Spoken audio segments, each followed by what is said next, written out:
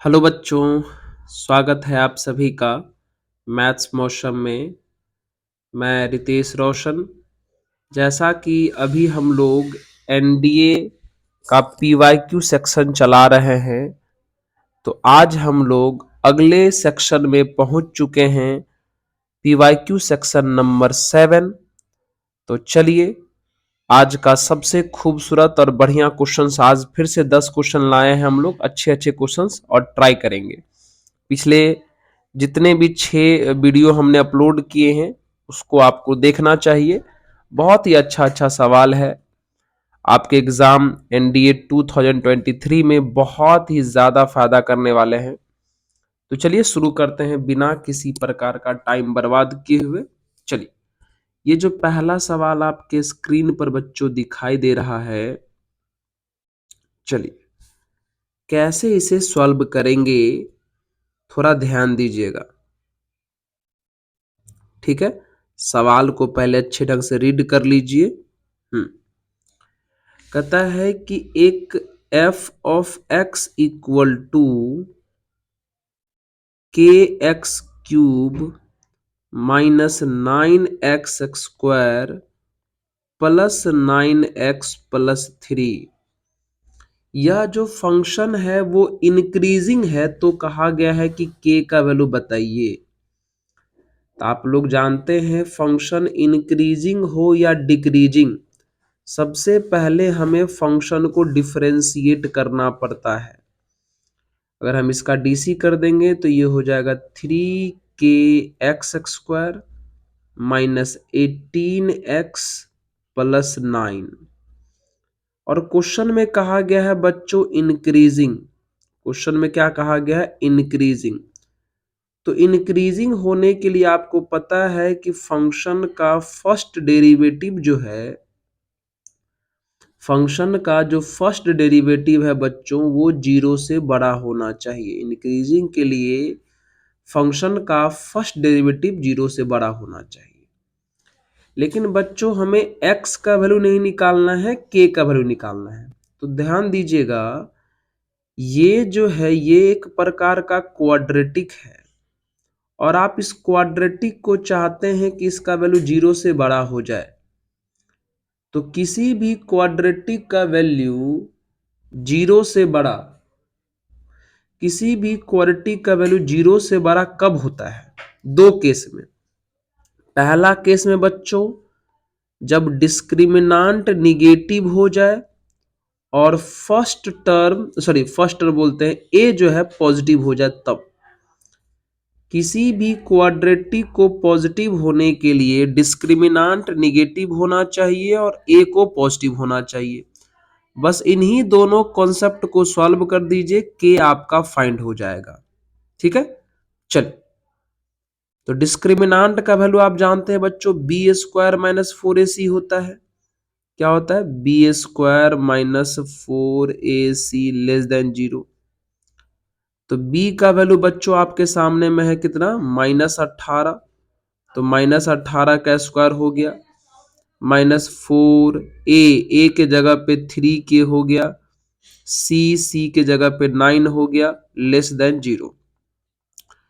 इसे सॉल्व करेंगे तो ये 324 हो गया, माइनस 9 4 जा 36, 108k हो जाएगा, लेस देन 0। यानी हो जाएगा 324 लेस देन 108k।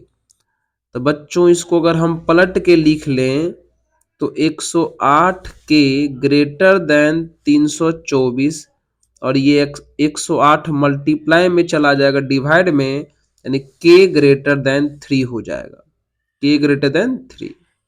यहां से k का वैल्यू 3 से बड़ा आया। अब इसको सॉल्व करिए, a भी 0 से बड़ा होना चाहिए। तो a का वैल्यू बच्चों यहां पर 3k है, तो 3k को 0 से बड़ा होना चाहिए। इसका मतलब साफ है कि यहां से 3 डिवाइड में चला जाएगा, मतलब k 0 से बड़ा होना चाहिए। अब इन दोनों का इंटरसेक्शन आपको आंसर करना है। सोचिए, ये पैटर्न बोल रहा है कि 3 से बड़ा लो, ये बोल रहा है 0 से बड़ा लो। तो दोनों का अगर बच्चों इंटरसेक्शन करवाएंगे तो कौन सा आंसर आ जाएगा बताओ? नंबर लाइन पर 0 को रख दीजिए, 3 को रख दीजिए। एक ने कहा कि 0 से बड़ा जाओ, एक ने कहा कि 3 से बड़ा जाओ। तो कौन सा पैटर्न मैच किया? 3 से बड़ा वाला। यानी हमारा फाइनल आंसर जो है k का वैल्यू 3 से बड़ा हो गया। ठीक है, यानी इस प्रकार ये क्वेश्चन बच्चों सॉल्व हो गया। k का वैल्यू 3 से बड़ा होना चाहिए, ये वाला। समझ रहे हैं क्या जी? इस प्रकार से ये क्वेश्चन सॉल्व हुआ। एक अच्छा सा सवाल था, है ना? अच्छे ढंग से नोट कर लीजिए। चल अगले सवाल पर चलिए।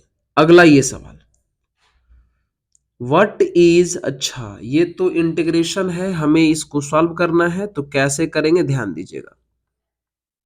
आइए बच्चों ध्यान देते हैं, अच्छा अच्छा सवाल है, आप इसे जरूर प्रैक्टिस करके जाएं। एग्जाम में बहुत ही फायदा होने वाला है, बहुत ही ज्यादा, बहुत ही ज्यादा। चलिए, इसे करना हमें इंटीग्रेशन है। एक काम करिए, ये तो पावर में -1 है, तो क्या हम इसे 1/e⁻x+1 लिख सकते हैं? हाँ सर लिख सकते हैं। एक काम और करो, इसे फॉर्म पर लाने के लिए ऊपर नीचे e⁻x से डिवाइड कर देते हैं। 1 को भी e⁻x से डिवाइड कर दिए, नीचे भी डिवाइड कर देते हैं। e⁻x/e⁻x और 1/e⁻x, मतलब हमने ऊपर वाले को भी और नीचे वाले को भी e⁻x से डिवाइड कर दिया। कहोगे सर इससे फायदा क्या होगा? अभी पता चलेगा।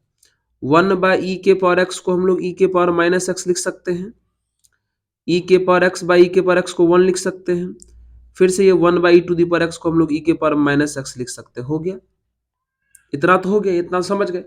अब क्या करिए बच्चों, ये जो पूरा नीचे वाला फॉर्मेट है उसको सब्स्टिट्यूट कर दीजिए। 1 + e⁻−x को हम t मान लेते हैं, तो कितना हो जाएगा बताओ?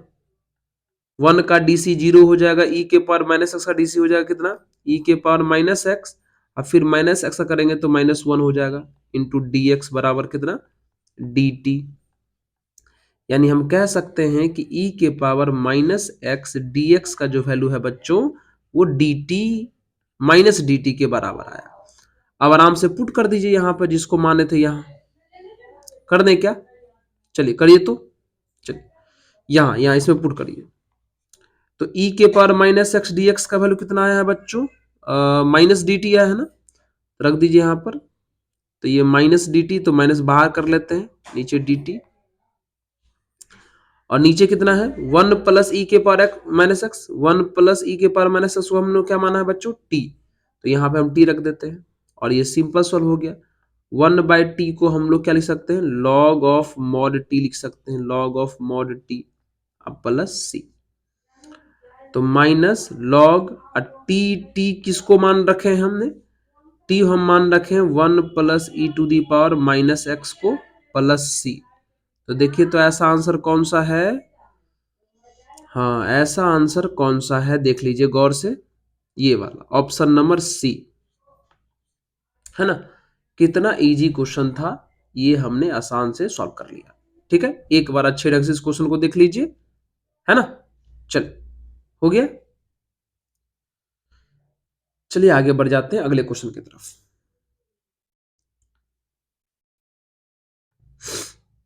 तो अगला क्वेश्चन बच्चों रहा आपके स्क्रीन पर, ये वाला तो हो गया सर, ये वाला भी हो गया, ये वाला भी हो गया। अच्छा नहीं नहीं, ये वाला नहीं हुआ है। चल ये आइए ध्यान दीजिए कैसा क्वेश्चन है ये। ये डिफिनेट इंटीग्रेशन क्वेश्चन हुआ, π/6 से π/4 तक की कहानी है। एक काम करते, इस क्वेश्चन को फॉर्मूला पर लाने के लिए, पैटर्न सेट करने के लिए, नीचे में हम 2 से मल्टीप्लाई कर देते हैं। तो 2 sin x into cos x हो गया। अनबैलेंस हो गया तो 2 से हमें ऊपर भी मल्टीप्लाई करना पड़ेगा। यस, ऊपर वाले 2 को बच्चों आप बाहर कर लीजिए, तो π/6 π/4, ऊपर में dx और नीचे में sin 2x आ गया, sin 2x। ठीक है, 2 π/6 से बच्चों π/4 है ये। अब 1/sin2x को आप क्या लिख सकते हैं, cosec2x लिख सकते हैं। हाँ, अब आपको पता होना चाहिए बच्चों cosec का इंटीग्रेशन कितना होता है। cosec का इंटीग्रेशन होता है बच्चों log ऑफ tan x/2। अगर हम इसको x मानेंगे तो x/2 होता है, मतलब 2x/2, ये होता है cosec का इंटीग्रेशन। ठीक है, और π/6 से कहां तक है, π/4 तक। लेकिन एक समस्या है इस क्वेश्चन में बच्चों कि आप जिसका इंटीग्रेशन किए हैं उसके आर्गुमेंट में जो x है वहां पर x का कोफिशिएंट है, यानी लीनियर का फॉर्म है। और इंटीग्रेशन में हम जानते हैं जब लीनियर का फॉर्म होता है तो उनके कोफिशिएंट से हमें डिवाइड करना पड़ता है। तो हमको यहाँ x का कोफिशिएंट यानी 2 से डिवाइड भी करना पड़ेगा। चलिए कैंसिल हो गया, यहीं पे हम सॉल्व करते हैं आपके सामने। आइए, तो कितना हो जाएगा, ये 2 से 2 कट गया तो ये हो जाए log ऑफ tan x, कहां से कहां तक, π/6 से लेकर के π/4 तक। चलिए अपर लिमिट पुट करेंगे बच्चों तो log ऑफ tan π/4 हो जाएगा, फिर माइनस log ऑफ tan π/6 हो जाएगा। आपको पता है tan π/4 का वैल्यू 1 होता है, और आपको पता है π/6 का वैल्यू बच्चों 1/√3 होता है। log 1 का वैल्यू कितना हुआ, 0, आप जानते हैं। और ये जो माइनस log, अच्छा ये 1/√3 को हम चाहें तो √3 का पावर क्या लिख सकते हैं बच्चों, -1 लिख सकते हैं। हाँ, ये 0 खत्म, और आर्ग्यूमेंट का पावर बाहर आएगा तो बच्चों ये माइनस खत्म होके सिर्फ कितना बच जाएगा, log√3। यानी आपका जो आंसर आ जाएगा वो फाइनल आंसर आ जाएगा log√3 यानी ये वाले ln वाले, है ना। देख लीजिए एक बार अच्छे ढंग से इसको, है ना, इस तरीके से। ओके, ये क्वेश्चन भी हमारा कंप्लीट हुआ। आगे बढ़े क्या।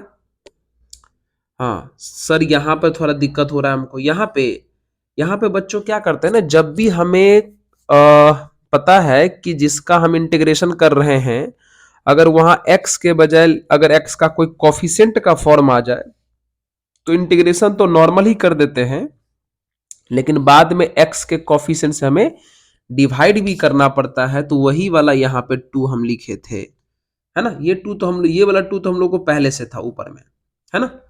चलिए आइए अगले सवाल बढ़ते हैं। ये find differential equation of the solution. अच्छा, मतलब इस बार हमें जनरल सॉल्यूशन दिया हुआ है और डिफरेंशियल इक्वेशन निकालना है। y equal to a into E के power x plus b into E के पावर -x। हमें डिफरेंशियल इक्वेशन निकालना है। तो बच्चों हम जानते हैं कि जनरल सॉल्यूशन से अगर डिफरेंशियल इक्वेशन निकालना हो तो जनरल सॉल्यूशन को हमें डिफरेंशिएट करना पड़ता है। लेकिन सवाल है कि डिफरेंशिएट कितनी बार करेंगे। तो सवाल है कि डिफरेंशिएट कितनी बार करेंगे। तो इस बात का जवाब यह है कि बताइए इस इक्वेशन में ऐसा कांस्टेंट बताइए जो आर्बिट्ररी है यानी अननोन है।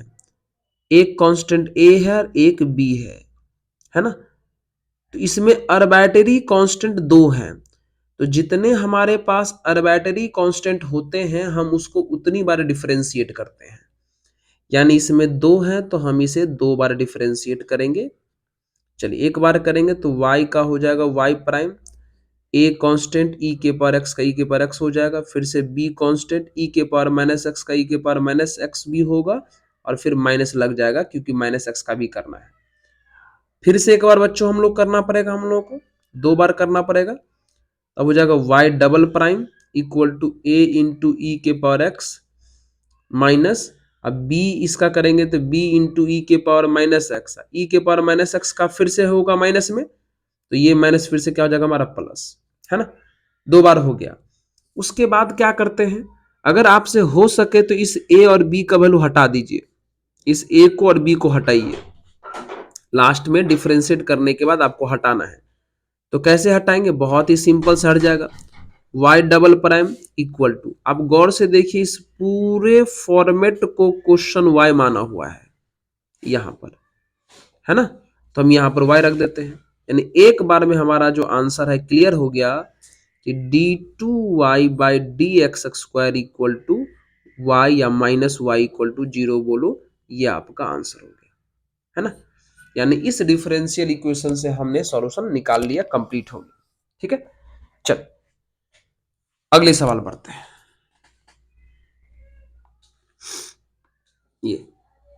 ये रहा मैट्रिक्स का क्वेश्चन है, स्टेटमेंट टाइप का क्वेश्चन है बच्चों। बताना है कि स्टेटमेंट 1 जो लिखा है उसमें से और स्टेटमेंट 2 है जो उसमें से कौन ट्रू है कौन फॉल्स है। ठीक है, लिखा हुआ है कि if A and B are non singular matrix.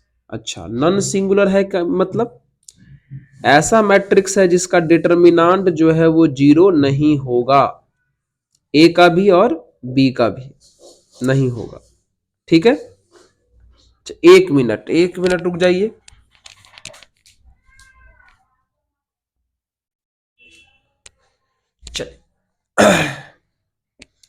शुरू करें। हाँ, तो अगले सवाल की तरफ हम लोग बढ़ते हैं। क्या है ये देखिए, तो अगले सवाल नहीं, क्या बोल रहे हैं सर, इसी में है अभी आप। तो क्वेश्चन ने कहा कि ए और बी नॉन सिंगुलर है, इसका मतलब ए का डिटर्मिनांट भी 0 नहीं होगा और बी का डिटर्मिनांट भी 0 नहीं होगा। अच्छा, दोनों का ऑर्डर सेम है, क्वेश्चन में ये भी बोला गया है। कंडीशन लिखा हुआ है, दो कंडीशन है हमारे पास। एक कंडीशन है कि a into B equal to A, और एक कंडीशन और है, एक कंडीशन हमारे पास है b into A equal to B. इन्हीं दोनों को सॉल्व करके बताना है कि 1 और 2 में से कौन ट्रू है कौन फॉल्स है। तो चलिए ट्रू चेक करते हैं। एक काम करिए, तो जब डिटर्मिनांट a का वैल्यू भी 0 नहीं है, डिटर्मिनांट b का वैल्यू भी 0 नहीं है, तो हम इनवर्स के बारे में सोच सकते हैं, है ना। एक काम करिए, दोनों तरफ हम a इनवर्स से मल्टीप्लाई कर देते हैं। a इनवर्स से मल्टीप्लाई इधर भी कर देते हैं और a इनवर्स से मल्टीप्लाई हम इधर भी कर देते हैं। अब देखिए, आपको पता है a इनवर्स इंटू ए आई हो जाएगा, बगल में b, और ये फिर से i हो जाएगा, और i इंटू बी आपको पता है b के बराबर होगा, यानी b बराबर i हो गया। मतलब b का वैल्यू i की इक्वल आ गया, यहां से ये रिजल्ट मिला। उसी प्रकार यहां भी क्या करिए, दोनों तरफ b इनवर्स से मल्टीप्लाई करिए, तो b इनवर्स बी ए, यहां भी करेंगे तो b इनवर्स b, फिर से b इनवर्स इंटू बी आपका i हो जाएगा, तो i इंटू ए बराबर कितना हो जाएगा, ये i इंटू ए आपको पता है a होता है, और a बराबर कितना हो गया फिर से हमारा i। मतलब b का वैल्यू भी i की इक्वल आ गया और a का वैल्यू भी i की इक्वल आ गया। तब चेक करना है कि पहला स्टेटमेंट ट्रू है कि फॉल्स है। तो बच्चों पहला स्टेटमेंट क्या है, ए स्क्वायर इक्वल टू ए होना चाहिए, ये तो ट्रू हो गया ना, क्योंकि ए स्क्वायर करेंगे और ए का वैल्यू बच्चों हमारे पास आई है, तो आई का स्क्वायर करेंगे तो आई आ जाएगा, और आई इक्वल टू ए तो लिख ही सकते हैं, है ना, यहां से। इसका मतलब ये पहले वाले ट्रू है। अब दूसरे चेक करते हैं, दूसरे वाले को। दूसरा स्टेटमेंट क्या है, चलो दूसरा स्टेटमेंट का एलएचएस निकाल के देखते हैं। एलएचएस दूसरा का है ए बी स्क्वायर। चलिए ए का वैल्यू आई है, अब बी का वैल्यू भी आई है स्क्वायर, तो ये तो आई क्यूब हो गया, और आई क्यूब का वैल्यू भी कितना हो जाएगा, आई हो जाएगा। आरएचएस निकाल के देख लेते हैं। आरएचएस में हमारा ए स्क्वायर इंटू बी, ए का वैल्यू बच्चों आई है, तो ये आई का स्क्वायर हो गया, अब बगल में बी का वैल्यू भी आई है, तो ये तो फिर से आई क्यूब हो जाएगा, आई क्यूब का वैल्यू भी आई, मतलब ये भी सेम हो गया एलएचएस आरएचएस, यानी इसके दोनों स्टेटमेंट जो है ट्रू है। बोथ 1 एंड 2 आर ट्रू, है ना, दोनों करेक्ट है। समझ गए। चलिए अगले सवाल की तरफ बढ़ते हैं। ये रहा probability. If A and B are two events हमारे पास दो इवेंट है सच दैट, क्या लिखा है यहाँ पे, पी नॉट ए। अच्छा, पी नॉट ए का मतलब होता है बच्चों कॉम्प्लीमेंट, यानी पी ऑफ ए का कॉम्प्लीमेंट दिया है 7/10, तो कॉम्प्लीमेंट दिया है तो पी ऑफ ए भी निकाल दीजिए ना, क्योंकि पी ऑफ ए जानते हैं कि आप 1 minus P of A complement की इक्वल होता है, यानी 1 माइनस 7/10 करोगे तो ये सिंपल सा कितना आ जाएगा, 3/10 आ जाएगा। अच्छा, फिर से पी ऑफ बी कॉम्प्लीमेंट भी दिया हुआ है, देखो नॉट बी लिखा हुआ है, तो पी ऑफ बी कॉम्प्लीमेंट भी बच्चों कितना लिखा हुआ है, 3/10 लिखा हुआ है। चलिए, बी कॉम्प्लीमेंट को हम चाहें तो 1 माइनस पी ऑफ बी कर सकते हैं।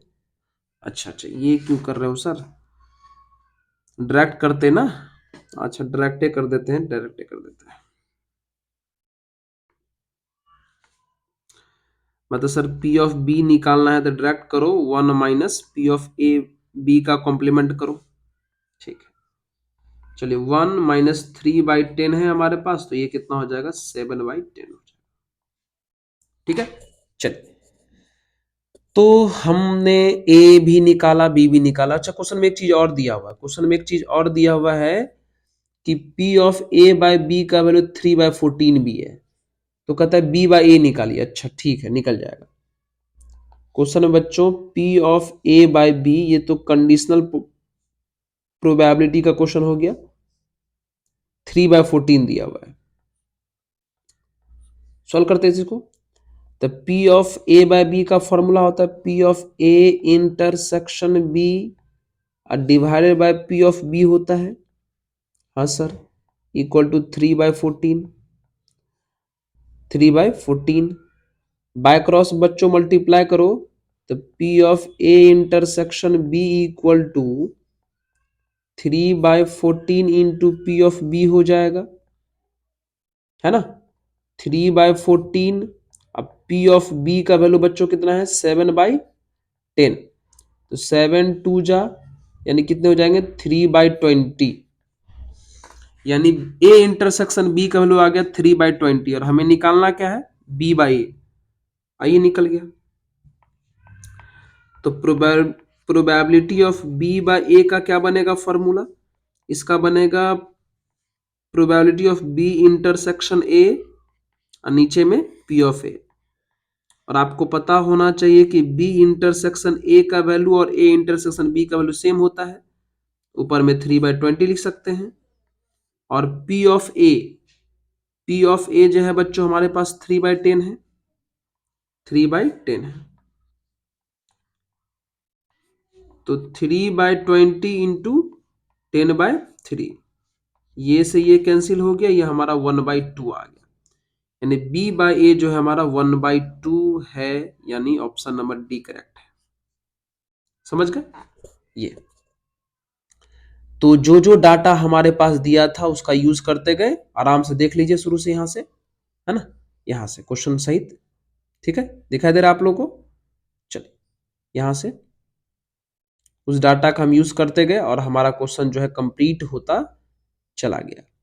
ओके ओके, ठीक है, चलिए आगे बढ़ते अगले सवाल पर।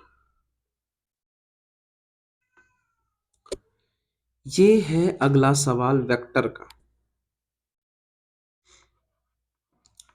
क्वेश्चन में लिखा हुआ है कि if A and B be two unit vector. अच्छा, अगर यूनिट वेक्टर है इसका मतलब ए का मैग्नीट्यूड को अगर हम ए मान लें तो उसका वैल्यू 1 हो जाएगा, बी भी है, यानी बी का जो मैग्नीट्यूड है बी, वो भी हमारा 1 है, दोनों के बीच का एंगल दिया हुआ है 2θ, एंगल भी दिया है 2θ, और एक कंडीशन भी दिया है कि मॉड यानी magnitude of vector A minus be less than 2, तो बताना है इसमें से कौन सा ऑप्शन ट्रू है, तो लगाइए।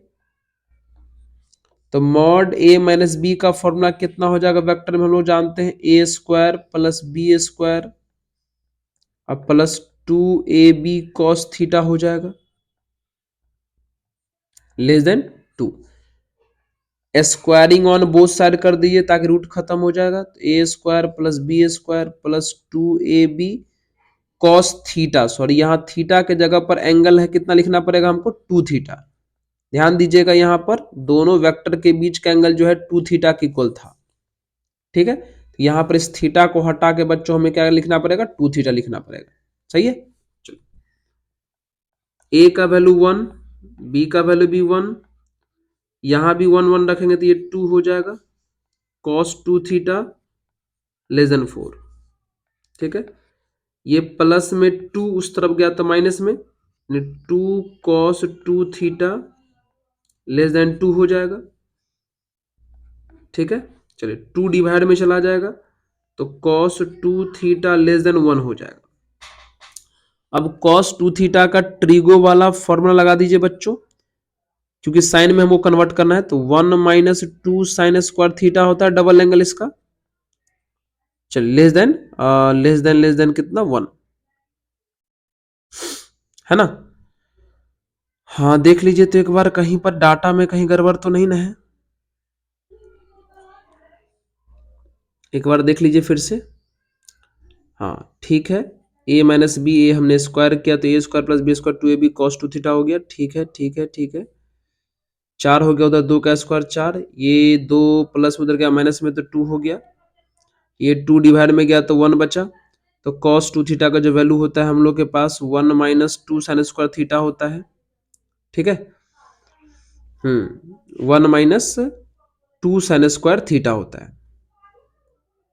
ठीक है, तो यानी कितना जाए वो, ये 1 प्लस उधर गया माइनस में तो कितना आ जाएगा, minus 2 sine square theta less than 0 हो जाएगा।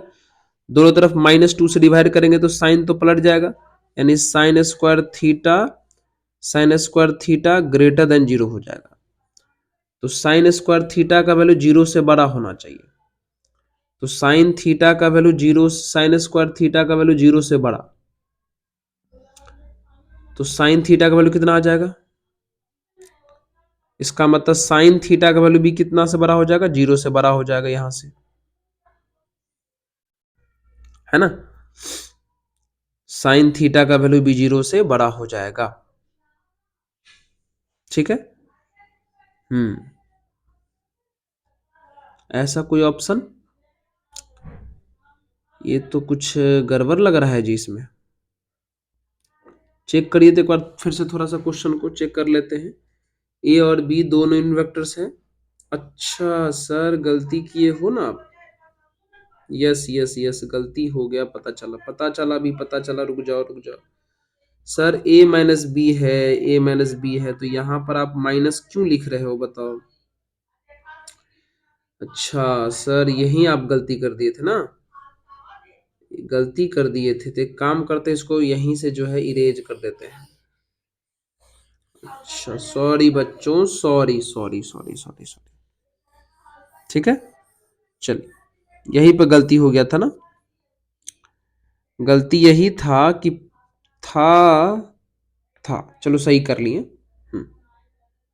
यहाँ पे हम माइनस लगा देते हैं।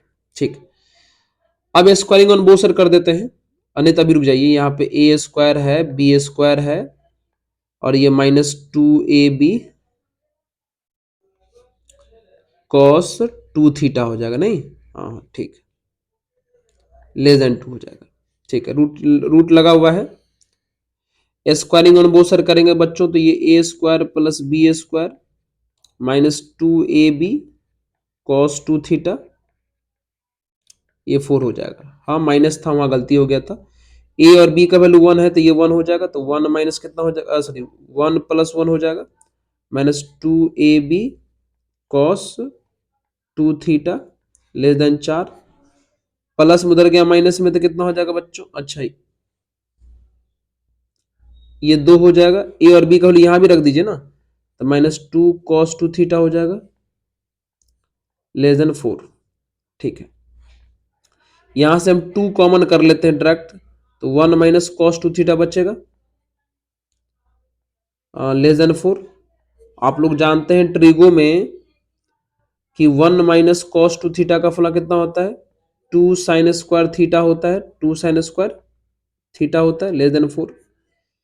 ये 4 2 इंटू 2 4 हो जाएगा, 4 डिवाइड में चला जाएगा तो कितना हो जाएगा, ये sine square theta less than 1 हो जाएगा।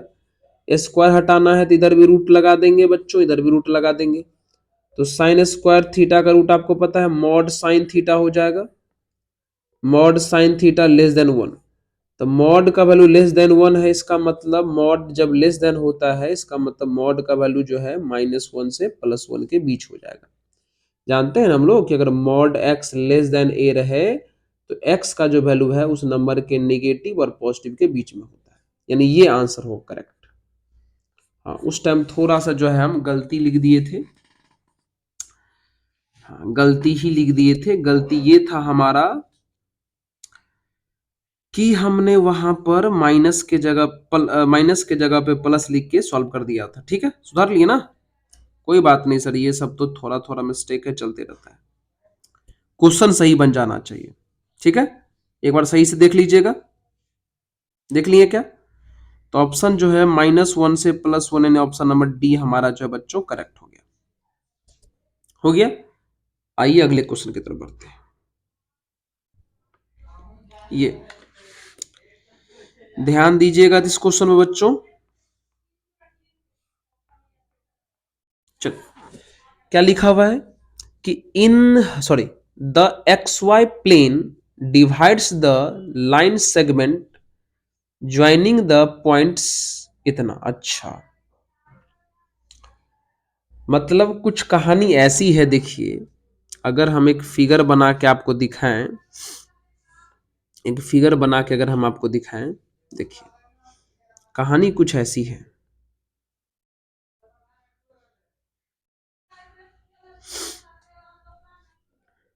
ठीक है, चलिए यहां गौर से देखिए, ये मान लीजिए एक्स वाई प्लेन है आपका।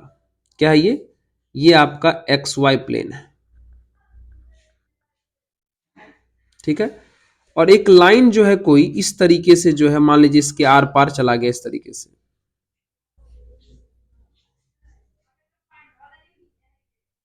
यहां पे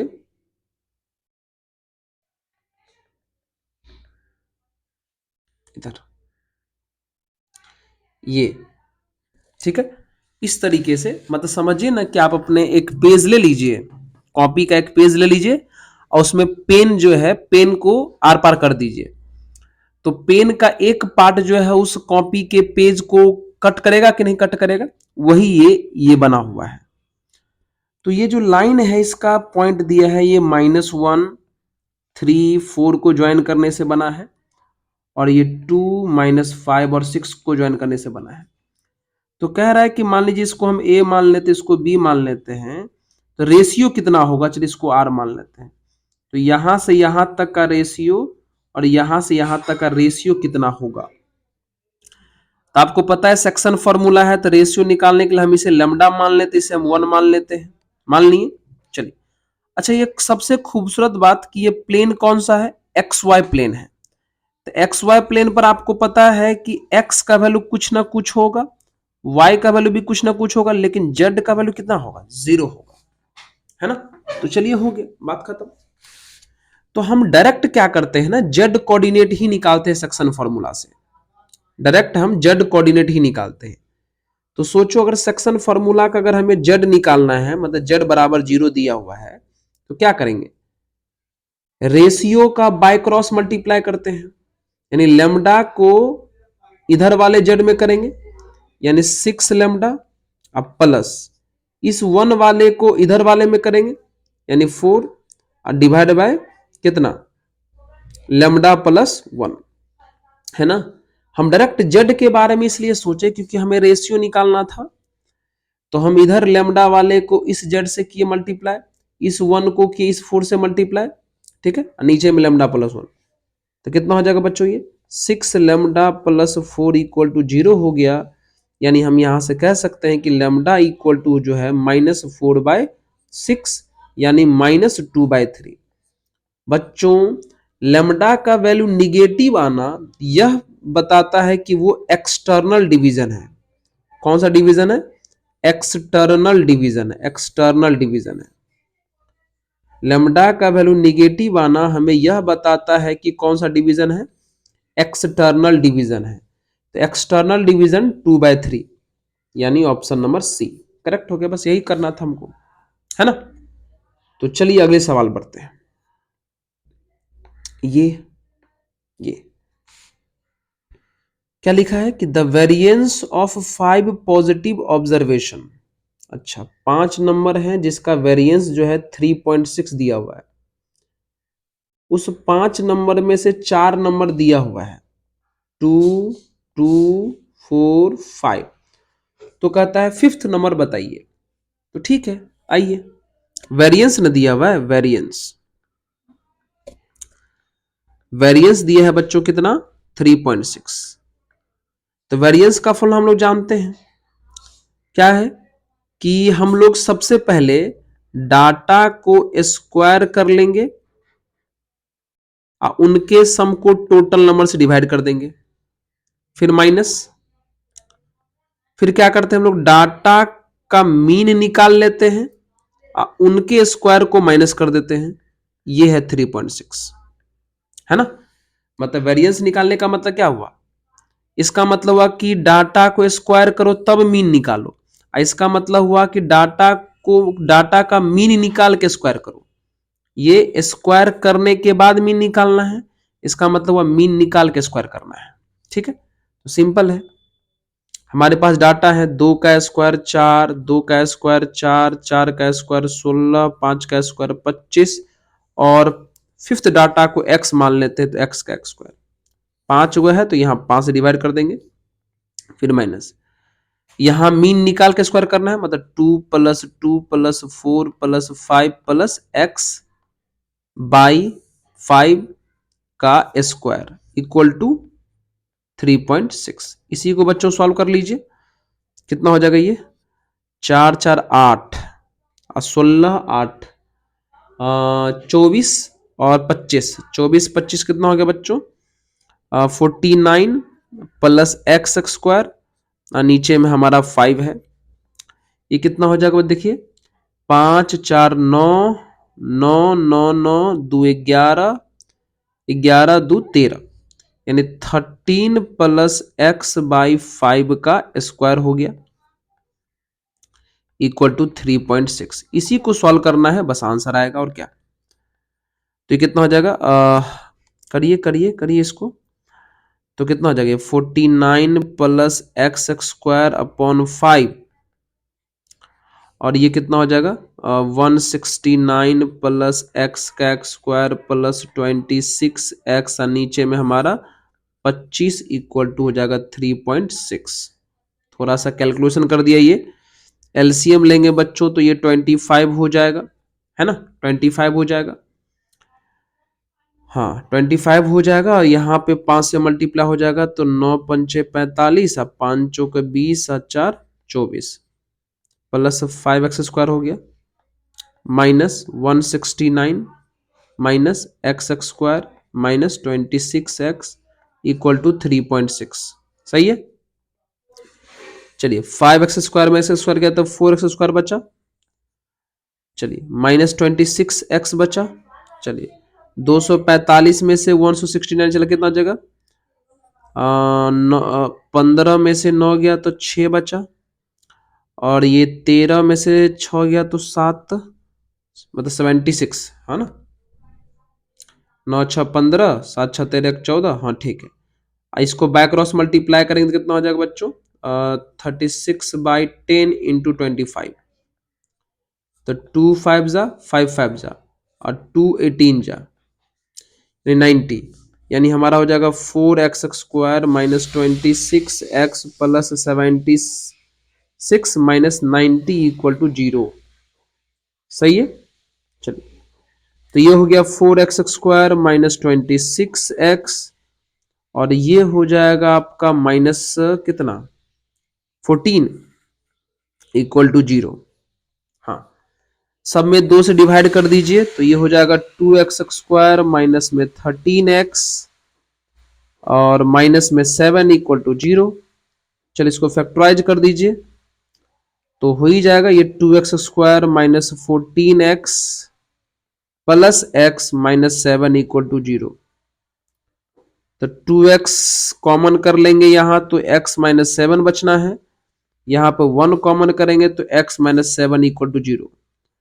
तो यानी यहां से दो फैक्टर आ गए, x minus 7 into 2x plus 1 equal to 0। यानी वैल्यू यहां से आ गया, x का वैल्यू 7 आया और x का वैल्यू -1/2 आया। बच्चों -1/2 नहीं ले सकते क्योंकि क्वेश्चन में सिर्फ पॉजिटिव नंबर लेने के लिए बोले हैं, तो ये नॉट पॉसिबल के अंदर चला गया। यानी आंसर हमारा जो है 7 वाला करेक्ट हुआ। ठीक है, आंसर हमारा 7 करेक्ट हुआ। सही है। हाँ, कहोगे सर थोड़ा सा कैलकुलेशन करवा दिया आप हमको। कोई बात नहीं, छोटा मोटा कैलकुलेशन तो होता ही रहता, कोई भारी भरकम तो कैलकुलेशन है भी नहीं। हाँ सर चलो ठीक है सर, समझ में आया तो आया। वो पिछला क्वेश्चन वेक्टर वाला जो है ना, उसका थोड़ा कैलकुलेशन मिस्टेक हो गया था बीच में, हमने फिर से उसको सही किया, उसके लिए हम सॉरी बोलेंगे, बहुत बहुत सॉरी मित्र। चलिए अगले सवाल पे। अगला क्वेश्चन है ये, हाँ ये ध्यान दीजिए। अच्छा, अगल बगल में बैकग्राउंड साउंड भी आपको सुनाई दे रहा होगा, कोई बात नहीं, क्या करोगे। चलिए आइए, suppose set A consist of first 250 natural number that are multiple of 3।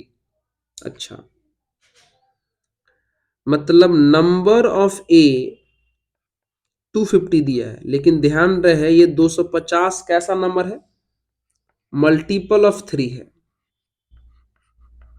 Multiple of 3 है, मल्टीपल ऑफ 3 है।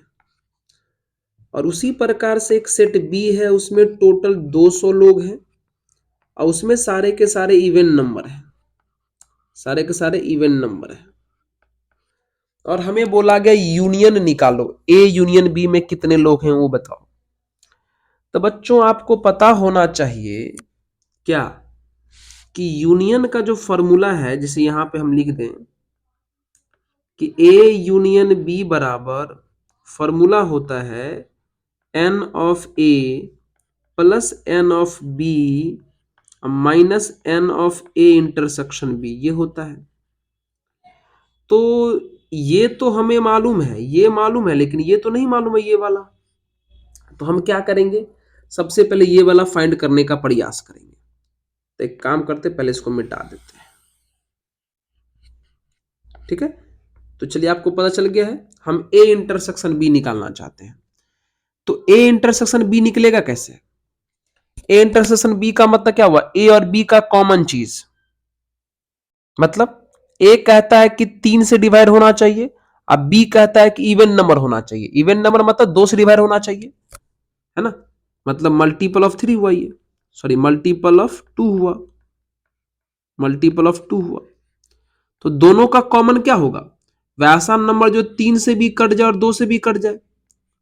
तो 3 से और 2 से कटने वाले नंबर वही होंगे जो 6 से कट जाएंगे। मतलब 3 और 2 का जो एलसीएम होगा, उस नंबर से जो नंबर कटेगा वो 3 से भी कटेगा और 2 से भी कटेगा। इसका मतलब ए इंटरसेक्शन बी में कौन आएंगे, मल्टीपल ऑफ 6 आएंगे, मल्टीपल ऑफ 6 आएंगे। तो चलिए 6 के कितने मल्टीपल होंगे ये हमें लिखना पड़ेगा, है ना। चलिए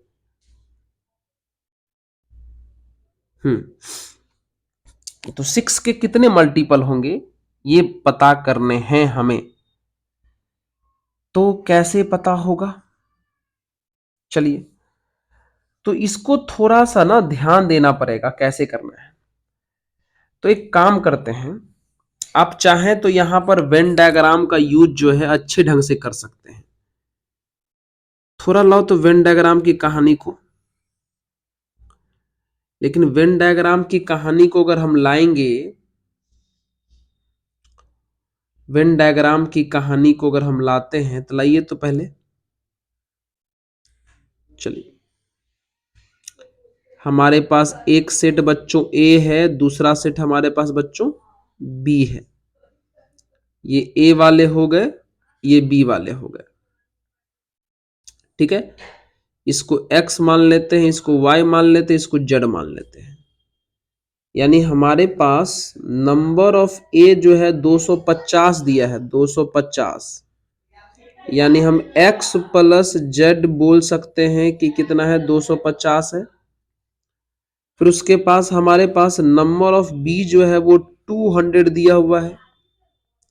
इसका मतलब हम कह सकते हैं कि y प्लस z जो है बच्चों हमारे पास 200 है, और हमें z चाहिए, और हमें z चाहिए, तो कैसे निकलेगा?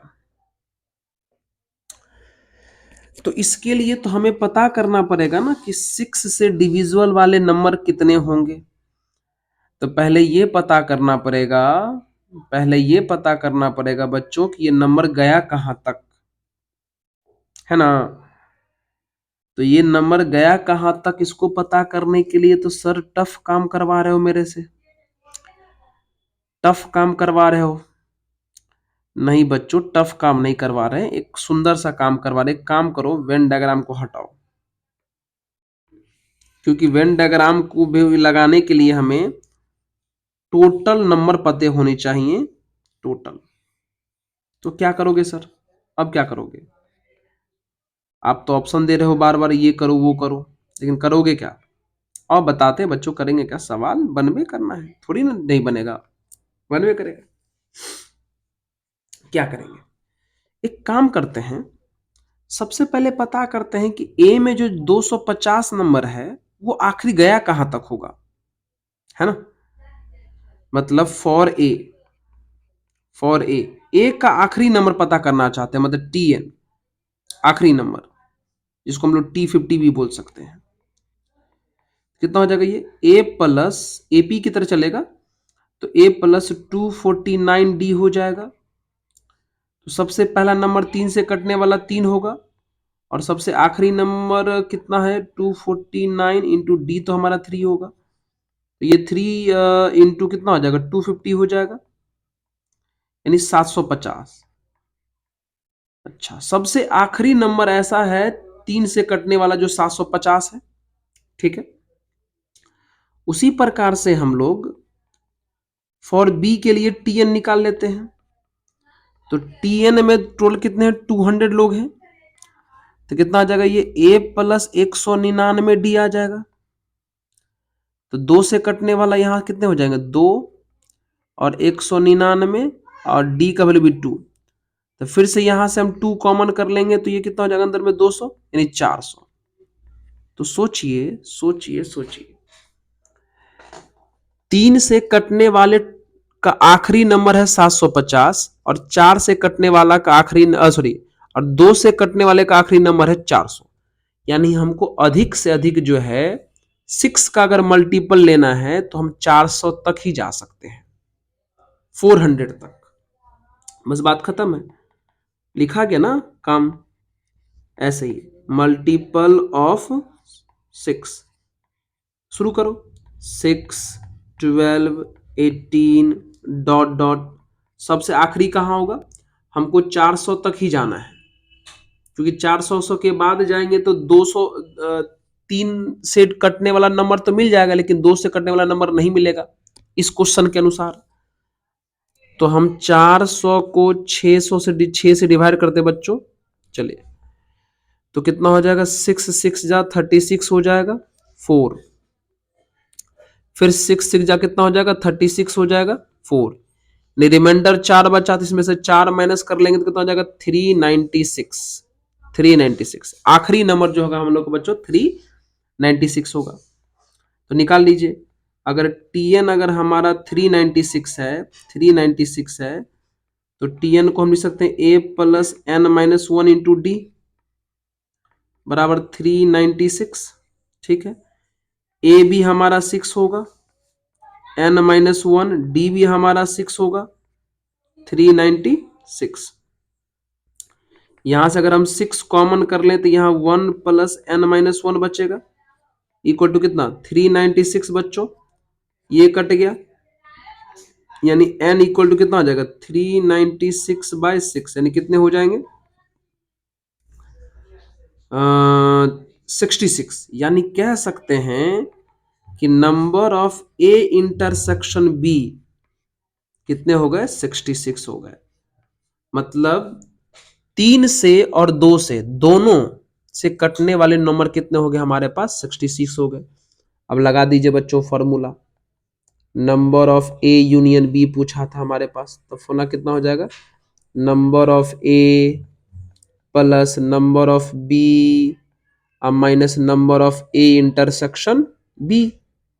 चलिए, ए में 250 नंबर हैं, बी में हमारे पास 200 नंबर हैं, और सी में हमारे पास कितने, अच्छा ए इंटरसेक्शन बी में कितने, 66 हैं। तो ये 450 हो गए माइनस 66 हो गए।